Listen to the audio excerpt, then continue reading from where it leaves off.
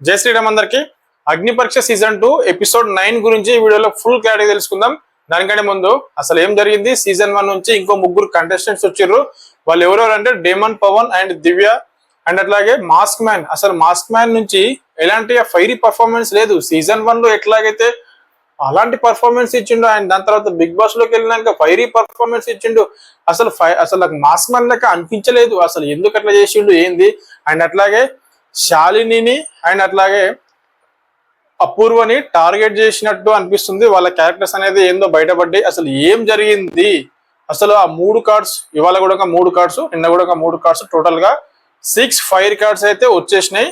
And last లో మళ్ళీ ట్విస్ట్ల మీద ట్విస్ట్ ఉంటాయని చెప్పినాం కదా. లాస్ట్ లో ఎల్లో కార్డు కూడా అభిజిత్ నుంచి ఎవరికి ఇచ్చిండు, ఎవరికి ఇస్తారు, మళ్ళీ దాని గురించి ఏం గేమ్ ఆడతారు, అవన్నీ ఫుల్ క్లారిటీగా తెలుసుకుందాం ఈ వీడియోలో. అండ్ దానికంటే ముందు నా వీడియోస్ చాలా మంచిగా వ్యూస్ అయితే మీరు చూస్తున్నారు, కానీ సబ్స్క్రైబ్ చేసుకుంటలేరు, లైక్ చేసలేరు. కాబట్టి వెంటనే సబ్స్క్రైబ్ చేసేయండి. మన టార్గెట్ 10,000 సబ్స్క్రైబర్ రీచ్ అవ్వాలి ఈ సీజన్ అయిపోయేసరికి. అండ్ ఆదిరెడ్డి అయిన తర్వాత బిగ్ బాస్ రివ్యూయర్ ఎవరు మంచిగా చెప్తారంటే మన పేరు వినబడాలి, మన పేరు రావాలని చెప్పేసి మన ప్రయత్నం. కాబట్టి ఇప్పుడు వీడియోని మనం స్టార్ట్ చేద్దాం. సీజన్ 2 అగ్ని పరీక్ష ఎపిసోడ్ 9 స్టార్ట్ అయింది. దాంట్లో ఫస్ట్ వచ్చిన కంటెస్టెంట్ సీజన్ 1 నుంచి demon Pavan. Demon Pavan strength ఏందో అందరు తెలుసు, ఫిజికల్ గా చాలా ఫిట్ ఉంటాడు.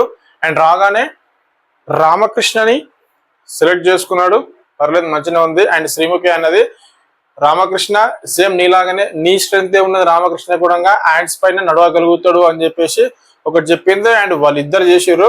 డేమన్ పవన్ నిజంగా హ్యాట్స్ ఆఫ్ భయ్య, ఎంత స్ట్రెంత్ ఉంది, ఎంత ఫిజికల్ ఉంది. నిజంగా ఫిజికల్ ఫిట్నెస్ ఆ విధంగా ఉండి హ్యాండ్స్ పైన లేచి నడవడము, జంప్ చేయడము నిజంగా చాలా మంచిగా అనిపించింది. అన్రియల్ స్ట్రెంగ్స్ నిజంగా అవన్నీ. అభిజిత్ అన్నట్టు చాలా మంచిగా చేసిండు డేమన్ పర్ఫార్మెన్స్ అయితే. అండ్ రాగానే మళ్ళీ సృష్టి తోటి డాన్స్ చేయడము, నిజంగా ఒక రొమాంటిక్ బాయ్, ఒక లవర్ బాయ్ లాగా ఉన్నాడు డేమన్ పవన్. చాలా మంచి క్యాండిడేట్, చాలా మంచి పర్సన్, కామ్ అండ్ కంపోజ్డ్ గా ఉంటాడు. ఎవరమైనా సరే ఎన్ని టెన్షన్స్ ఉన్నా ఎట్లా ఉన్నా మన లైఫ్ లో అంటే ఆ రోజు మనకు అంత ఆగమాగం జరిగినా సరే కానీ కామ్ అండ్ కంపోజ్డ్ గా ఉండాలి. మనకి ఎట్లయితే క్రికెట్ లో మిస్టర్ కూల్ MS ధోని ఎట్లయితే మనకు గుర్తుంటాడో సేమ్ అదే విధంగా డేమన్ పవన్ ఎట్లయితే కామ్ అండ్ కంపోజ్డ్ గా ఉంటాడో సేమ్ అలాంటి సిచ్యువేషన్ లో మనం కూడా అట్లా నేర్చుకోవాలని చెప్పేసి నా సజెషన్ అంతే. అండ్ ఫస్ట్ టాస్క్ స్టార్ట్ అయింది. ఫస్ట్ టాస్క్ ఎవరెవరి మధ్య అంటే రామకృష్ణ అండ్ సృష్టి, వీళ్ళిద్దరి మధ్య అయితే ఫస్ట్ టాస్క్ స్టార్ట్ అయింది.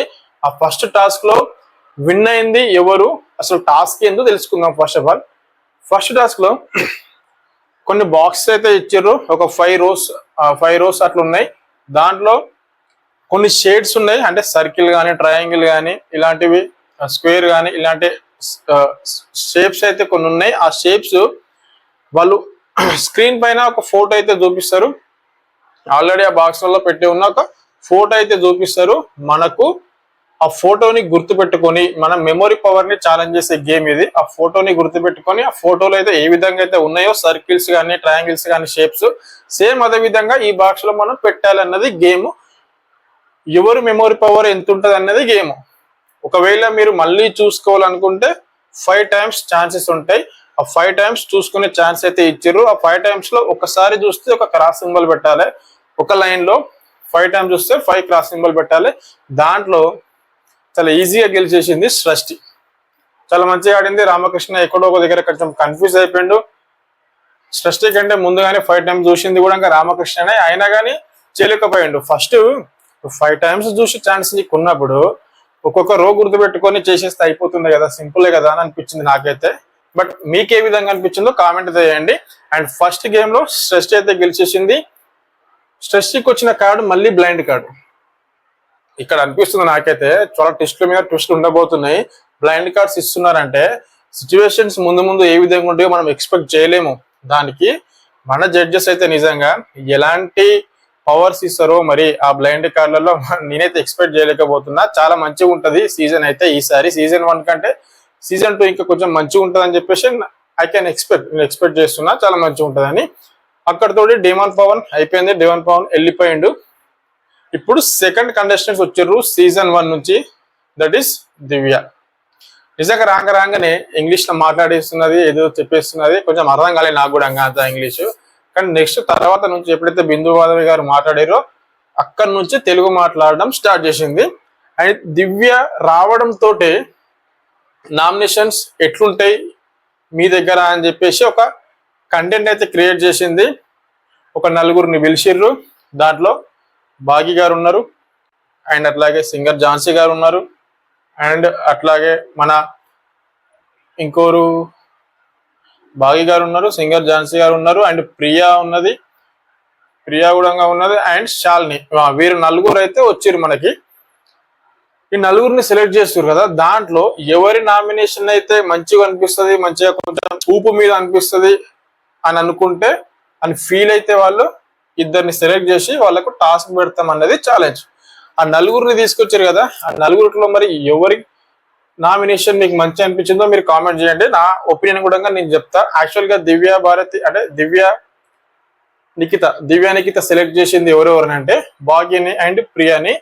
ప్రియా నామినేషన్ నిజంగా సూపర్, చాలా మంచి చేసింది. అపూర్వ నిజంగా అందరూ అపూర్వ పైన పడ్డారు, అందరూ అపూర్వనే టార్గెట్ చేస్తున్నట్టుగా మనకు అనిపిస్తుంది. ఎందుకంటే మరి అక్కడ వాళ్ళు చూస్తున్నారు, అక్కడ అందరు ఒక్క దగ్గర ఉంటున్నారు కాబట్టి ఎవరెవరు ఎలాంటి వాళ్ళు వాళ్ళకి తెలిసి ఉంటుంది. అండ్ శాలిని కూడా అపూర్వాన్ని సెలెక్ట్ చేయడము నాకు బెస్ట్ గా అనిపించిన నామినేషన్ ఏంటంటే ప్రియాది. అండ్ తర్వాత ఝాన్సీ కూడా అంత డల్ గానే చేసింది, ఏదో హేమంత్ గురించి చెప్పింది, అయిపోయింది. అండ్ మిగతా వాళ్ళు కూడా అంత అంత మంచి ఫైరీ నామినేషన్ చేసినట్టుగా నాకు అనిపించలేదు ముగ్గురు నుంచి కూడా. కానీ ప్రియా తర్వాత సెలెక్ట్ చేసుకోవాల్సింది ఎవరినంటే ఐ థింక్ శాలిని సెలెక్ట్ చేసుకుంటే ఇంకొంచెం బాగుండేమో నాకు అనిపించింది. కానీ ప్రియా అండ్ అట్లాగే భాగి వీళ్ళిద్దరిని సెలెక్ట్ చేసుకున్నారు. అండ్ వీళ్ళిద్దరి మధ్యలో ఇప్పుడు ఈ టాస్క్ చాలా మంచిగా ఉంటుంది చూడండి ఒకసారి. అక్కడ మనం మైండ్ పవర్ పెట్టేసి మన ఆలోచనలో మంచిగా పెట్టుంటే చాలా ఈజీగా అయిపోతుండే గేమ్. అక్కడికి కూడా చాలా కష్టపడి మంచిగానే చేసిరు వాళ్ళు కూడా, ఏం చేయలేని కాదు. ఒక్కొక్కరి థాట్ ప్రాసెస్ ఒక్కోలా ఉంటది. నాకు అనిపించింది ఏంటంటే వాళ్ళు ఇచ్చిన కొన్ని ఆబ్జెక్ట్స్, ఆ ఆబ్జెక్ట్స్ ని మెజర్మెంట్ చేసి ఏది ఎంత ఉందో ఆ మెజర్మెంట్ ఎవరైతే కొంచెం దగ్గరగా కరెక్ట్ గా చెప్తారో ఆ నెంబర్ కి వాళ్ళు విన్ అవుతారు అనేది టాస్క్, అంతే. చాలా ఉన్నాయి అక్కడ ఆబ్జెక్ట్స్, అవన్నీ మెజర్మెంట్ చేసిర్రు, వచ్చి పెట్టేసిర్రు, అయిపోయింది. వాళ్ళు ఇట్లా మెజర్మెంట్ చేస్తున్నారు. ఇప్పుడు ఏదైనా ఇప్పుడు స్కేల్ ఉందనుకోండి, ఇట్లా మెజర్మెంట్ చేస్తున్నారు, అక్కడ వెళ్తున్నారు.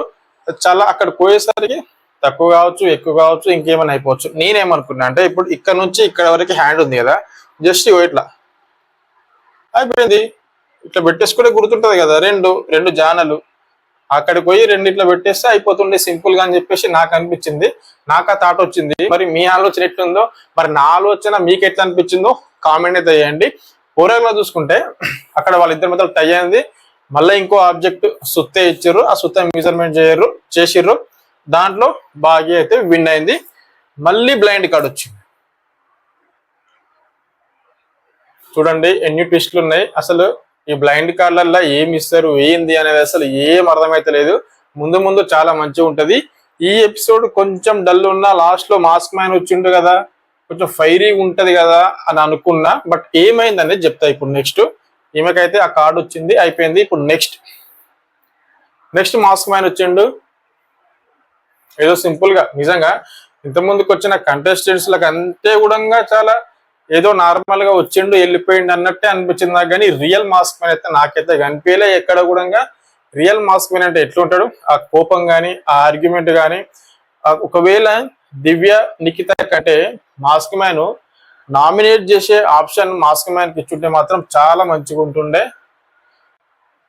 ఎపిసోడ్ అప్పటి వరకు కొంచెం సప్పగా సాగినా కానీ లాస్ట్ లో కొంచెం ఊపు అందుకుంటుండే అని చెప్పేసి నాకు అనిపించింది. ఓవరాల్ గా చూస్తే ఎపిసోడ్ 9 అనేది చాలా సప్పగానే ఉన్నది. అంతా ఏం చూడాలి అబ్బా ఏమున్నదిరా అన్నట్టు ఏమైతే అనిపించలేదు నా ఒపీనియన్ అది. అండ్ ఇప్పుడు మాస్క్ మ్యాన్ వచ్చిండు. అండ్ రిమైనింగ్ ఇద్దరున్న ఝాన్సీ అండ్ అట్లాగే శాలిని వీళ్ళిద్దరే మిగిలి ఉన్నారు కాబట్టి ఛాన్సెస్ రాకుండా వాళ్ళిద్దరిని సెలెక్ట్ చేస్తున్నారు. వాళ్ళకు ఒక గేమ్ పెట్టిర్రు. ఆ గేమ్ ఏంటంటే అసలు మీకు ఇలాంటి సిచ్యువేషన్ లో మీ వెనకాల ఎవరు ఉంటారు, ఎవరు సపోర్ట్ చేస్తారు అనేది ఛాలెంజ్. ఇది నాకు అసలు అంత ఏం మంచిగా అనిపించలే. ఉన్నట్టు చెప్తున్నా. ఎందుకంటే వాళ్ళకి ఏదైనా గేమ్ పెట్టుంటే ఎవరి స్ట్రెంత్ ఎట్లుంటున్నావు అది మనకు తెలుస్తుండే. కానీ ఎవరికి సపోర్ట్ చేస్తారు, మీ టీంలో ఎవరు ఉంటారు అనేది ఏంటంటే, ఇప్పుడు అక్కడ ఉన్నప్పుడు కొందరికి పాజిటివ్ ఉంటారు, కొందరికి నెగిటివ్ ఉంటారు. కాబట్టి అది వాళ్ళకు మైనస్ అయింది. నాకు అనిపించింది అక్కడ కొంచెం శాలినికి అన్యాయం జరిగినట్టు అనిపించింది. ఎందుకంటే సింగర్ ఝాన్సీ ఆ బ్యాక్గ్రౌండ్ చూసుకుంటే చాలా ఎమోషనల్గా ఉంటుంది, చాలా ఇన్స్పైరింగ్ ఉంటుంది. కాబట్టి అక్కడ ఉన్న రిమైనింగ్ కంటెస్టెంట్స్ అందరు కూడా ఖచ్చితంగా సింగర్ ఝాన్సీకి సపోర్ట్ చేయాలని చూస్తారు. అండ్ అట్లాగే ఇంకో పాయింట్ ఏంటంటే, శాలిని కూడా కొంచెం ప్రౌడ్గా, కొంచెం కోపంగా, ఏదున్నా పాయింట్ స్ట్రైట్ గా మాట్లాడే క్యారెక్టర్ శాలినిది అన్నట్టు నాకైతే అనిపిస్తున్నది. కాబట్టి ఆ క్యారెక్టర్ కొంతమందికి నచ్చదు, చాలా చాలా చాలా మందికి నచ్చదు. కొంతమంది కాదు, ఇప్పుడు 100 మంది ఉంటే 180 మంది కూడా నచ్చదు, అట్లుంటాయి. కానీ అలాంటి క్యారెక్టర్స్ బిగ్ బాస్ లో ఉంటేనే కదా బిగ్ బాస్ ఒక ఊపు మీద ఉండేది. బిగ్ బాస్ అంటే అందరికి నచ్చేది. నాకు అనిపిస్తుంది, నా పాయింట్ నేను చెప్తున్నా, శాలినికి అవకాశం ఇచ్చినంటే బిగ్ బాస్ లోకి వెళ్ళడానికి నిజంగా చాలా మంచిగా ఉంటుంది. ఆ లవ్ యాంగిల్ కానీ, అండ్ అట్లా కోపం కానీ, ఆ పొగరు కానీ, ఆ ప్రౌడ్నెస్ కానీ, అవన్నీ కనిపిస్తాయి. చాలా మంచిగా అనిపిస్తుంది. ఏంట్రా ఈ అమ్మాయి ఇట్లుందని చెప్పేసి అందరు అనుకుంటారని నా ఒపీనియన్. అండ్ దాంట్లో ఆ టాస్క్ లో అయితే సింగర్ ఝాన్సీ అయితే గెలిచింది. సింగర్ ఝాన్సీ ఫైర్ కార్డ్ వచ్చేసి హెడ్ స్టార్ట్ అనేది ఫైర్ కార్డ్ అయితే వచ్చింది. హెడ్ స్టార్ట్ అంటే శ్రీముఖి ఎక్స్ప్లెయిన్ చేసినట్టుగా అందరికంటే ముందు నువ్వు స్టార్ట్ చేయొచ్చు గేమ్ ని, ఏమున్నా కానీ నువ్వు కొంచెం ఎక్కువ టైం ఆడొచ్చు అన్నట్టుగా అయితే చెప్పింది. అది నాకు అంత